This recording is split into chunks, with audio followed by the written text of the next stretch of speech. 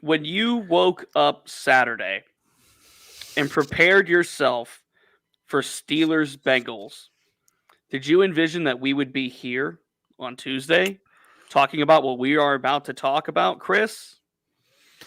Um, Probably not, but I mean, anything can happen in the NFL, man, and yeah, anything can happen. And here we are. We are back in the quarterback controversy conversation, and yeah, happy Tuesday, happy Victory Tuesday. I think but it seems like the gift that Rudolph gave on Christmas Eve on Festivus to Steelers Nation is been enjoyed for a couple days, but now it's who's going to start on Saturday or Sunday. It's on to the next, isn't it? Yeah. Chris Halicke, Corey Christen with you. This is the Southside Beat, as we are Monday through Friday, 3 p.m. Eastern here at DK Pittsburgh Sports. Today is Tuesday, December 26, 2023. Merry Christmas. Happy New Year coming up. We hope you all enjoyed your holiday festivities with your loved ones. And I'm sure you all, if you're listening, enjoyed a Steelers 34-11 victory over the Bengals. And what a performance from Mason Rudolph. And the 290 yards, the 2 touchdowns, the completion percentage, it was all there for Mason. The deep ball, the aggressiveness, it was all there. Yep. And now we get to do it all over again. As if this season didn't have enough. We get to do it all over again on Sunday. And Mike Tomlin says today, similar situation to last week. Monitor Kenny Pickett through the week, of course, as he comes back from his ankle sprain. Mm-hmm. See what Mason looks like in practice. See what Kenny looks like in practice. And they'll make a decision towards the end of the week. But I have a feeling as we sit here, hours after Mike Tomlin said exactly what he said, which is it's Mason's ball right now. I still think it's going to be Mason's ball on Sunday, regardless of Kenny's health. Yep. I actually agree with you. And this is causing, obviously, a huge debate, amongst fans if you go to social media at all.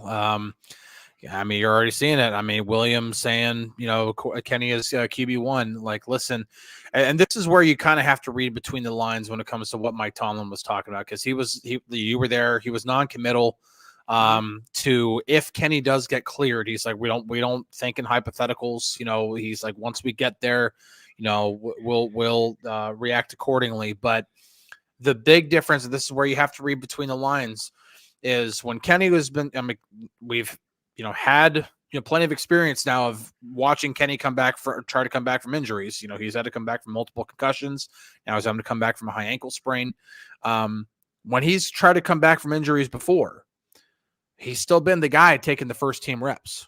Even if he's practicing in a limited fashion, he's still been the guy taking the first team reps. That is not the case this week. It is Mason's ball. Now, that is a significant thing because, if they're going in with Mason as the guy taking the first team reps on Wednesday, on Thursday, and even if, let's say, Kenny is a full participant in practice, but Mason is still getting those first team reps, man, it's going to be Mason. And so you have to be able to read between the lines there. And to me, that is like when you see like all the national reporters immediately saying, "Oh, Mike Tomlin said Mason Rudolph is starting." It's like, no, he didn't say that. Well, he didn't exactly say that. No, but again, if you read between the lines and look at what's actually, it's not just what he says; it's also it's different variables like that. You got to know. It looks like it's going to be Mason on Sunday. I'm not saying that, Mike Tomlin could just be playing a big trick on everybody, but yeah, I think it's going to be Mason too. And after what he did on Saturday, I really can't blame Mike Tomlin for it. I mean, they got football games to win, and Mason Rudolph gave the Steelers something that they haven't had since Ben Roethlisberger retired, and that was a full 4-quarter performance of looking like a legitimate NFL quarterback. Yep. No fourth quarter magic needed when you're up that big. Yeah. When your offense is producing at the level it was, and when George Pickens is targeted in the fashions that he was, and the balls that Mason Rudolph threw, it was all there. for this offense on Saturday. And now this is the problem that it creates. And problem might be a harsh word to use, but I think it's also a fair word to use. This is the problem that Mason Rudolph's production from Saturday creates. Yeah. If Mason Rudolph came out and laid an egg, and it would be no question, let's get Kenny out there ASAP, right? Yep. It would be make sure by any means that Kenny Pickett would be ready to play in Seattle. Here's the other end of the coin. Because Mason played so well, not only should he start on Sunday if they want to keep this playoff train alive. And everything broke the Steelers' way this weekend, by the way. Yeah, everything. Yeah. Every single thing that they needed to happen happened. They won. Colts lost. Texans lost. Ravens won to get one step closer to locking up the North, which would basically mean that they would bench their starters in Week 18 potentially. Like everything the Steelers needed to break their way this weekend did. And that includes the quarterback situation. And we all know Mike Tomlin. And we all know these NFL players. They're not going to give up anything. If they can win football games and make it to the postseason and give themselves a chance at a chance, they're going to do it. They're not concerned. Mike Tomlin says it all the time. He's not concerned about 2024. So with that being said, the problem that Mason's performance creates inherently is that you're not going to have Kenny Pickett out on the field, more than likely, I'm going to say by this point, on Sunday, which is another game away from him, which is one fewer game to find out if he is your guy for the future. Yeah. I'll be adamant to say this. I was dead wrong about Mason Rudolph having any chance to perform like a halfway decent NFL quarterback in this one instance on Saturday. I'm going to stick by the absolute concept, and I think everybody will agree upon this. He's not the quarterback of the future for the Steelers. No. Not only have we seen that by a product of on the field on a consistent basis, but we were told this over the last 2 off seasons as we have talked about on this show. But what this does now is it gives Mike Tomlin a choice.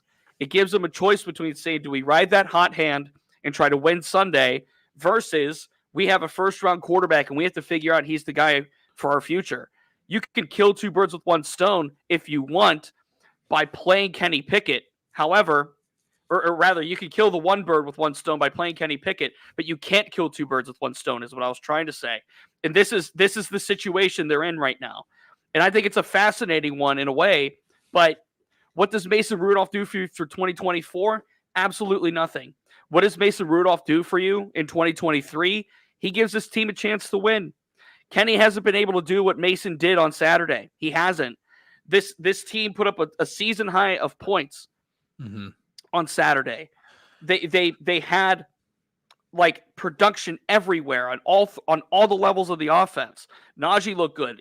Jaylen Warren was out running. Deontay was running. George was running. This offense looked as good as it has. You wrote it in Chalk Talk. Competent as it has all season. It's the most competent it has looked. Yeah, well, and that's the big thing, and you know the big traits there. The 2 big traits was obviously execution of plays. Now there are a lot of different little bitty traits, little details. I talk a lot about details. There are little bitty details that all go into execution of plays from the quarterback position. And throwing with anticipation is one of them. Mason Rudolph did that, and that's one of the reasons why he had success. The other one was obviously poise in the pocket. Now, I have been very, very critical of Kenny Pickett's pocket presence because it's, frankly, terrible. It's not good. He abandons clean pockets way too frequently. He spins into pressure. And he... as soon as the pressure starts to collapse on him at all, he brings his eyes down to look at the rush. And if you look at Mason Rudolph, whenever there were times where the pocket was being pushed up against him or it was kind of collapsing around him, he didn't look down and try to decide where to go. He kept his eyes up downfield because he knows the quickest way out of there for the ball to get out of there is to find something, find a check down, find something and get the ball out. Then that's always the quickest way to get the ball out of the pocket whenever it's collapsing instead of trying to find a way out and run away. That's always going to take a lot longer than to just get rid of the ball.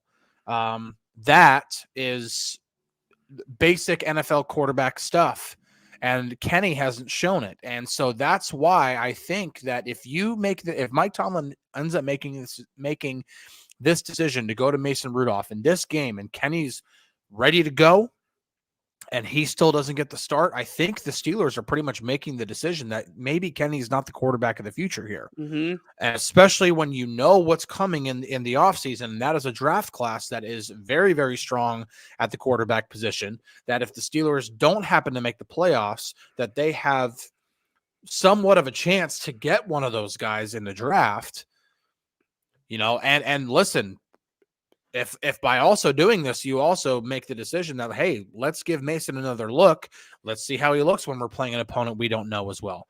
That is playing where the defense is a little bit better than Cincinnati's terrible defense. Mm-hmm. And maybe if Mason still plays pretty well and still can show that competent quarterback play, guess what? We now have all we need, because we know that, okay, Mason can be a legitimate backup for us. Mm-hmm. And now we can part ways with Mitch Trubisky, and you have more options going into next year.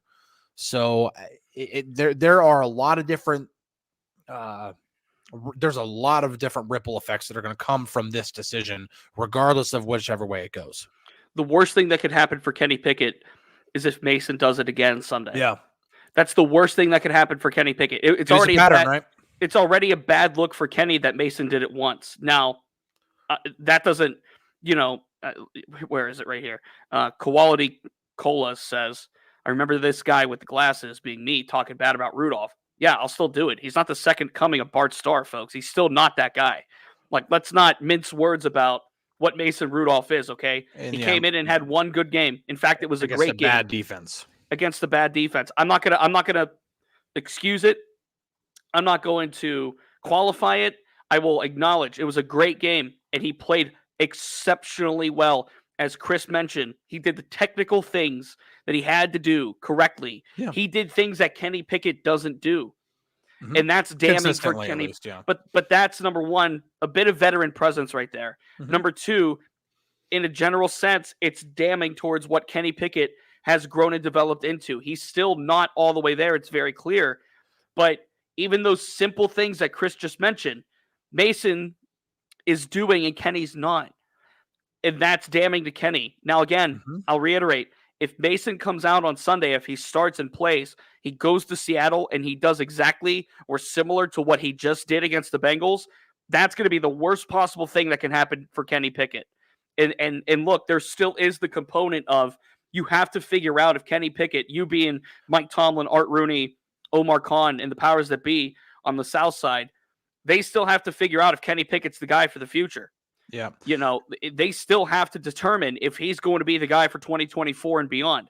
With, like you said, as we've talked about, the draft class being so deep at the position, free agent pool is going to be deep. It's going to be a deep year for quarterback change. Yep. And if the Steelers now have, look, I think Mitch Trubisky's out no matter what. If the Steelers still have Mason Rudolph and Kenny Pickett, what do you do from that point? What's next? You would have to get either another veteran fill or draft somebody. Now, whether that's a first-round pick, a fourth-round pick, a day 2 pick, whatever it is, that's one thing. But this position still, I feel, needs to be addressed in the offseason. I'm not going to sit here and say Mason Rudolph had one good game. He's the guy for beyond, and Kenny's toast. I can't say that. But what I can say is if Mason plays well again on Sunday, that's bad news for Kenny. Yeah, Teresa actually has a really pretty good synopsis here of Kenny, at least when it comes to his flaws. He says he doesn't see open receivers, doesn't hit receivers in stride. I can't talk. Poor footwork and bails on clean pockets into sacks. Predetermined throws regardless of coverage. I mean, that's not like a complete, like, that's what he is all the time, but those are the consistent issues that pop up whenever Kenny isn't playing well. Now not seeing open receivers, that could also be coaching. Like, how are they coaching the concepts? Mm-hmm. And that could be part of it. The biggest issues to me with Kenny is obviously the pocket presence is a big one. You cannot be successful in the NFL if you cannot play well in the pocket. You just can't. You have to be able to make throws from the pocket. You have to be able to get comfortable, to remain comfortable and to remain poised when the pocket is collapsing around you. You have to. You cannot do it in this league. You can't. Lamar Jackson even does it. And Lamar Jackson is probably the most, running happy quarterback in the league, at least in terms of having success and doing it. he can still make throws from the pocket better than people thinks he can. Kenny doesn't do that nearly enough, and he's also missed guys on in-breaking routes way too often. Like that's something that like I can't figure it out. Against this same Bengals defense, Kenny had the best performance of his professional career against this same Bengals defense. And let's not try to rewrite history or anything like that. When we reacted to that on this show, neither one of us were like, that was the Kenny breakout game, right? Like we thought like, yeah, that was probably his best game, but it still wasn't the full 4-quarter performance we were looking for, and there were still some misses there. The throw was a little bit behind Deontay in the end zone. If he hits him in stride in the back 5 yards of the end zone, that's a touchdown, or that should be a touchdown. He missed the in-breaking route to George Pickens, which could have been a house call. George Pickens shows what he can do after the catch, man. And there were still some of the issues that were there, even though Kenny played overall a good game. There were still those same issues there. And when Mason comes in, and we've talked about this offensive system and how bad it is, I wrote it in Chalk Talk. If there's anything that can help mask all of those other issues, it is execution from the quarterback position. You make throws, it can mask a lot of the other issues and a lot of the boredom and a lot of the other issues that we see in the system. Man, Mason was making throws and he was throwing with anticipation. He was standing tall in the pocket. You can put up 34 points against a bad defense when you do things like that, regardless of the system you play in. Mm-hmm. Yeah. And we hadn't seen that in almost 2 years with Kenny. Yeah. And they've played some bad defenses. It's been like, oh, that was a really good series. Oh, that was a really good quarter. But it's never been that full game of being like, that's the game we were looking for. Never had that. And I think that's why going into this game, Mike Tomlin's not like, if Kenny's healthy, he's our guy. I think that's the reason why. Being non-committal is not saying yes or no. Yeah. And everybody wants a yes or a no, but that's not going to happen until Friday, at least. As we've said before, this move is a one-time accessible thing. Mm-hmm. Mike Tomlin's thinking about Sunday. Yeah. He's thinking about how to beat the Seahawks. Yep. He's not thinking about the future of the franchise. He's not thinking about 2024 and 2025. So that's what this move would be. The fact that Mason went out and did what he did, and Frank, I don't know if I could say he was a wasted draft pick. We have to find out still, I think. I think Kenny needs a new offensive coordinator to find that out with. And if Kenny doesn't perform with a better system, then that's when you could say it's curtains. I still think the system is still damning him to a degree. Yeah, but I mean, but then again, it raises the question. And I think that's why I want to see what Mason, I said, going into the game, even if Mason plays well, I would still start Kenny. And I've had some time to think about it now that Mason actually did go out and play really well. Now I'm kind of curious of being like, was that a fluke? Was that just because the Bengals are that bad on defense? Yeah. Part of me is almost wondering, what if Mason starts again and does it again? It's the same system. It's the same system that they're playing in. Why hasn't Kenny been able to do this? Yep. That's a legitimate question. And that's why I'm like, I almost want to start Mason just to see if he does it again. Because if he still looks like a competent quarterback in back-to-back games, and especially in a game like this where you're on the road against a non-conference opponent that you in a hostile environment, that's one of the most hostile environments in football. Yeah. Against a team that's also in a playoff race, so they're going to be playing like balls to the wall against an opponent you don't know very well, and he still goes out there and plays well. That could be damning on Kenny, because it's like, listen, yeah, the system's not great at all, but Mason's finding a way to do it, and you're doing nothing with it. Period. That becomes an evaluation of Kenny Pickett's talent. Yep. Number one. Number two is ability to study and execute the playbook. Like, I'm not saying Kenny Pickett's dumb. I think he's actually a very smart guy. Yeah. But if Mason Rudolph can sit in this system that is as flawed as it is and can produce like he did, and especially if he does it a second time, I think that's kind of the theme with Mason Rudolph here is, okay, he did it once and I'll do it again. And if Mason does it again, then we can look at Kenny Pickett and say, well, Mason just did this. If this is a guy that had to go begging, knocking on doors for jobs in the offseason, only for the Steelers to bring him back because, and I'm not exaggerating, because a new rule was put in place. Yeah. So if Mason does it again, that's the worst indictment on Kenny Pickett. And look, there's arguments, I think, and I think they're legitimate arguments on both sides of the coin to start Mason and start Kenny.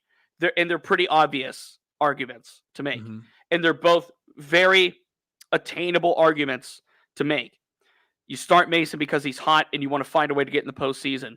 You start Kenny because he's more likely the future of your franchise, or at least more likely than Mason is. So you have to get him on the field. There's both sides to that coin, and I understand both sides of the argument. But the gauge that I have on what Mike Tomlin and the powers that be on the South Side are feeling is that Mason just did that, and they're going to bench the guy. No, I don't think they will. I think it's going to be Mason's game, despite what Mike Tomlin said. There was a comment while we're talking about the hot hand from the beginning of the show from Mark about Myles Jack. And now with Landon Roberts out, Mike Tomlin said Landon Roberts with his pectoral injury will be out on Sunday in Seattle. So that leaves the Steelers with Myles Jack, Blake Martinez, Michael Walker, and Mark Robinson at inside linebacker. I don't think it's out of the realm of possibility that Myles Jack not only starts, but I think he gets the green dot. I think that's where we're at with this linebacking core now. That is, as Mike Tomlin said, snake bit. Myles Jack played exceptionally well on Saturday in his first game back. He was signed November 20th to the practice squad. Took a month to get back into football shape, to get back into things, and he looked really good. He had the sack, of course, almost had an interception. And Myles Jack, to me, like, this is now a guy that you could actually put out there in the middle of your defense and trust. Vegas, it's not been confirmed if he tore it or not. This is Landon Roberts with his pectoral. It's not been confirmed if he tore it or not. And if he tore it, he would more than likely be out for the rest of the season. Yeah. So no word on that right now. So right now we're kind of wait and see on Landon Roberts. Matt Hyde asks what's going on with Minka. Mike Tomlin said Minka and Trent Thompson will be working their ways back this week. So I would expect them to be limited in some capacity starting Wednesday and then ramp up and see where they're at. But look, like, Myles Jack playing middle linebacker worked. Minka and Eric Rowe Pat P and Eric Rowe at safety both worked on Saturday, and they made plays. Now, the Pat P interception was a really stupid throw by Browning. Never should have been thrown in the first place. Eric Rowe made a good read on the interception he made that set up the Najee touchdown, and then Myles Jack played his ass off in the middle. So all of a sudden, this patchwork group got three really good performances in the same game. And now you can look at this linebacking core going into Seattle, and you suddenly have Myles Jack as somebody that you could confidently deploy out there. Yeah. Davian asks here to kind of go back to this whole, Kenny thing. If you bench Kenny, Davian says, if you bench Kenny, do you not destroy his confidence if you had to play against Baltimore? I'm going to sound a little bit like Mike Tomlin here. If getting benched for a game destroys your confidence and you can't, you allow that to affect how you play on the field, then you don't belong in the NFL. It's a big boy business, man. You have to be able to take that kind of stuff in stride. And if Mike Tomlin's got to walk on eggshells when it comes to the confidence of a young quarterback, then you have to be mentally tough. It's just part of it. I've seen it happen so many times of people, very, very talented people who have played this game, played football before, and they don't get the spot on the depth chart that they want, and they just give up. And then I've seen other people be like, the same situation happens to them, and then be like, okay, F it. I'm going to prove to you why I belong higher in that depth chart. And they end up doing that. Sometimes it's just willpower. So yeah, that should, William actually brings up a really good point. Look at Mason. Talk about a dude going through some dark times, man. Yeah. Dude was shunned by the Steelers and then by all 31 other teams in the NFL. And by Ben Roethlisberger, But still, he was shunned by a lot of people. Yeah. And he goes out there, he gets the first opportunity he gets, and everybody wants to talk about the tie against the Lions, man. Like, that Mason Rudolph was not the reason why they tied that game. Yep. But he gets his first opportunity in over 2 years, and whenever he's constantly discarded, and then he puts up that performance. That's what you would want to see from a guy who's been benched. Yep. Not, oh my God, did we destroy his confidence? Resolve. You want to see resolve. Yeah. You want to see the ability to fight back. You want to see someone that's resilient. Yeah, you want to see someone fight to keep their job. I mean, you want to see somebody fight to keep their keep, right? 2 dogs, 1 bone. How often does Mike Tomlin say it with other positions? Yep. This situation hasn't happened with quarterback. And if this Mason Kenny thing turns into a 2 dogs, 1 bone situation, then as a first round pick, you would hope Kenny Pickett shows a little resolve and shows a little bit of guts and shows a little bit of chutzpah in fighting for his career. Terry Bradshaw. Yeah. Happened with Joe Gilliam. This is not the first time it's even happened in Steelers history. I mean, this is just, it's, that's not something you have to. Everybody in that locker room has to understand that Mike Tomlin is going to do one thing and one thing only, and that's do everything he can to try to beat the Seahawks on Sunday. And if he feels like starting Mason Rudolph is the way to do that, then that's what he's going to do. And then that just goes to show you again how far Kenny's come in 2 seasons as a rookie, or from getting the starting job as a rookie to the end of his 2nd season. It's going to be a long and interesting week on the South Side. Very long, very interesting. Even though it's not really a short week. It's been an extended week, but obviously with the holiday, back to a regular week finally. Yeah, it's a regular Sunday type of week for the last 2 here in the regular season. Yeah, and look. We will see what happens come Friday. We have a few practices to get there, and we will see if it's Mason or Kenny. But I believe, based on what Mike Tomlin said today, even though it was a non-committal, nondescript response, I feel like it's going to be Mason again. And I feel like because of the performance, and Mike Tomlin said as much, if the way Mason played on Saturday makes it more interesting, adds more intrigue, adds more sugar into the pot, so to speak. So we shall see come Friday. Let's get a final thought in, Chris, before we get out, and I'll start. The Steelers obviously need help to get into the postseason. And I know it's easy to sit here and say, well, there's a ton of needs, and if they just lost out and went for a draft pick, then, that's going to benefit the team more than going 9-8, likely missing the postseason, and then having a pick around, 15 to 20, let's say. I get that to a degree. But I also think there's value in learning how to win late in the season. And there's a lot of players on this team that haven't experienced that don't have the value of winning late in the season. And I think that if they can win Sunday and somehow win in Baltimore in Week 18, regardless of making the postseason or not, that's going to provide a lot of value for this team into 2024. And that is me thinking ahead and not thinking week to week. That effect, thinking about December of 2024 now, at this time next season, assuming they're in the similar or same position, that will give this team a little bit of battle test, a little bit of grit, a little bit of grind. I think it'll benefit them in the long run. But again, what's the One Shining Moment song say? The time is short, but the road is long. And in the blink of an eye, that moment's gone. And they have this moment right now. To at least try to not just salvage a couple of wins that they should have gotten against the 2-win teams, but now they can get a chance to build some of that experience and some of that character up for what could be an improved 2024. Yep. It is not impossible for the Steelers to make the playoffs. Now, they made it a lot harder on themselves by the Colts, or by losing to the Colts. That was one that was going to really, really damage their playoff chances, and it really has. We'll say this: it is not impossible. They have to win out. Yes. I mean, when you look at if they go 9-8, I think so many things have to. I honestly don't even think mathematically they could even do it. I think it's possible, but I don't think it is. They can still get the 5 seed. I'm pretty sure. At 9-8, no way. Well, if they lose, not if they lose, but they have to win out. Because Cleveland's already 10-5. If they win out and go 10-7, they will finish ahead of either Indianapolis or Houston, because those two teams play each other last week of the season, and they're both 8-7. So one of those teams will not have 10 wins. It is impossible for one of those teams to have 10 wins.